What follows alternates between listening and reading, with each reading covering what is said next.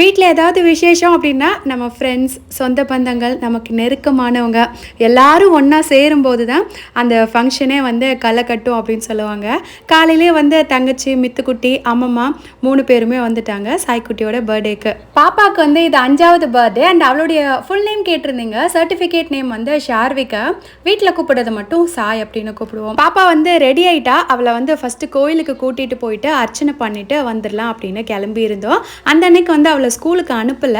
தம்பி வராமா, நான் ஸ்கூல் போகல அப்படின்னு சொல்லிட்டா. பர்த்டே வேறையா, அன்னைக்கு வந்து சின்ராசை கையிலேயே பிடிக்க முடியாது, எல்லாமே அவங்க விருப்பத்துக்கு தான் நடக்கும். சரின்னு வந்து விட்டாச்சு. பாப்பா வேர் பண்ணியிருக்க ட்ரெஸ்ஸு வந்து ஆக்சுவலி பொங்கலுக்கு வந்து அப்பா வாங்கி கொடுத்த ட்ரெஸ்ஸு. அது வந்து போடவே இல்லை, இவ்வளோ நாள் எடுத்து வச்சு இப்போதான் வந்து போட்டோம். சாரீ கட்டுறதுனா பாப்பாவுக்கு வந்து ரொம்ப பிடிக்கும். நான் அதனால சாரீ இப்போ கட்ட முடியாதுன்னு ஹாஃப் சாரியாக அவளுக்கு கஸ்டமைஸ் பண்ணி கொடுத்தேன். பேஜ் டீட்டெயில்ஸ் வேணா நான் வந்து கமெண்ட்ஸில் கொடுக்குறேன், செக் அவுட் பண்ணிக்கோங்க. அண்ட் ஆஃப்டர்நூன் லாங் வீடியோவில் பார்க்கலாம். பாய்.